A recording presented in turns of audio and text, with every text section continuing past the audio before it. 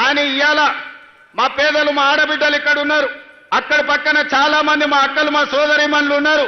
వాళ్ళని నాకు కొంచెం దూరంగా కూర్చోబెట్టారు. కానీ నేను వాళ్ళందరినీ చూస్తున్నా. మా అక్కలందరూ చేయొద్దండి. అక్క మీకు సన్న బియ్యం వచ్చినాయా రాలేదా? ఇవాళ సన్న బియ్యం ద్వారా మీ పిల్లలకు మంచి అన్నం వండి పెడుతుండ్రా లేదా?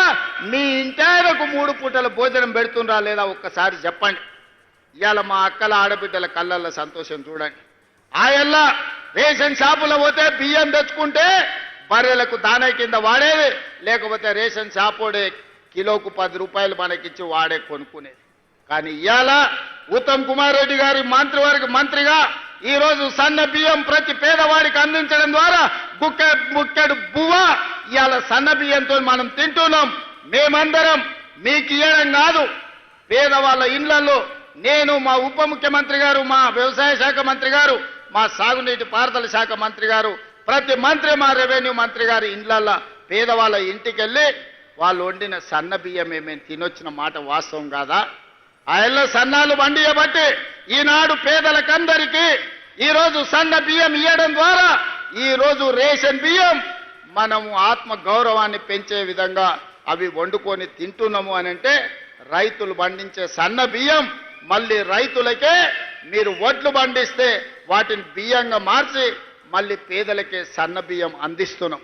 ఈ ప్రభుత్వం మీకు రైతులకు ఉచిత కరెంట్ ఇవ్వడమే కాదు, ప్రతి పేదవాడి ఇంటికి 50 లక్షల పేదలకు 200 యూనిట్లు ఈనాడు ఉచిత విద్యుత్ ఇస్తున్న మాట నిజం కాదా?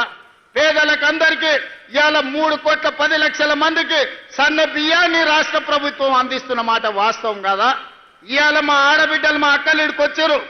మా మంత్రి పొన్నం ప్రభాకర్ గారు వేదిక మీద ఉన్నారు. మహాలక్ష్మి పథకం ద్వారా మా ఆడబిడ్డలకు ఆర్టీసీ బస్సుల్లో ఉచిత ప్రయాణం అందించినాం. ఒకనాడు అమ్మగారి ఇంటికి వెళ్ళాలన్నా, అమ్మవారిని దర్శించుకోవాలంటే ఇంటి ఆయన దగ్గర చేయి జాపాల్సిన పరిస్థితి. ఇవాళ మా అక్కలకి ఇంటి ఆయన ఆఫీసుకు పోతే అమ్మవారి దర్శనం చేసుకొని అమ్మగారి ఇంటికి పోయి పలకరించి మళ్ళా సాయంత్రానికి ఉచితంగా ఇంటికి వచ్చే ఏర్పాటు మా ఆర్టీసీ బస్సుల్లో మహాలక్ష్మి పథకం ద్వారా ఉచిత ఆర్టీసీ బస్సు ప్రయాణం ఇచ్చినాం. ఈ 16-17 నెలల దాదాపుగా 5,500 కోట్ల రూపాయలు ఈరోజు ఆడబిడ్డల ఉచిత బస్సుకు మనం ఖర్చు పెట్టడం జరిగింది. ఇదే కాదు, మా ఆడబిడ్డలు ఉన్నారు, సంఘాల సభ్యులు ఉన్నారు. ఈరోజు ఎవరెవరో పెద్ద పెద్ద వ్యాపారస్తులు బస్సులు కొని ఆర్టీసీకి కిరాయికి ఇస్తున్నారు. కానీ మా ఆడబిడ్డలకు సంఘాలకు 600 బస్సులు ఇచ్చి 150 బస్సులు నేనే ప్రారంభించిన. ఇవాళ ఆడబిడ్డలే బస్సులు కొని ఆర్టీసీకి కిరాయికి పెట్టి లక్షాధికారులను ఇవాళ కోటీశ్వరులను చేసే విధంగా ఆడబిడ్డలకు ఆర్టీసీ బస్సుల యజమానులను చేసింది మన ప్రభుత్వం కాదా? ఒకసారి ఆలోచన చేయండి. ఇదే కాదు, ఇవాళ సోలార్ పంపు సెట్లు పెట్టుకున్నాం. ఇక్కడ సోలార్ విద్యుత్ ఉత్పత్తి చేస్తున్నాం. ఒకనాడు ఏమనేది, సోలార్ అంటే అదాని అనేటోళ్ళు, పెట్రోల్ బంకుల వ్యాపారం అంటే అంబానీలు అనేటోళ్ళు. కానీ ఇవాళ మా ఆడబిడ్డలకు 1000 మెగావాట్ల సోలారు విద్యుత్ ఉత్పత్తి చేసే ఒప్పందాలు భట్టి విక్రమార్క గారితో చేయించి సోలారు ఉత్పత్తి చేయండి, కోటీశ్వరులు గాంధీ అని చెప్పి 1000 మెగావాట్లు వాళ్లకు బ్యాంకు ద్వారా లోన్లు ఇప్పించి ఇవాళ ఒప్పందాలు చేయించినాం.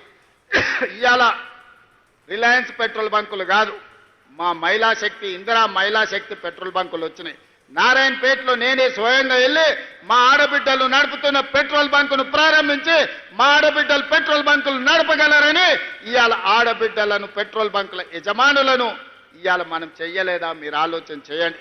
ఇదే కాదు, హైటెక్ సిటీ అన్న శిల్పారామం చుట్టుముట్టుతంటే కోటీశ్వరులే ఉంటారు, మల్టీనేషనల్ కంపెనీలు ఉంటాయని చర్చ జరిగేది.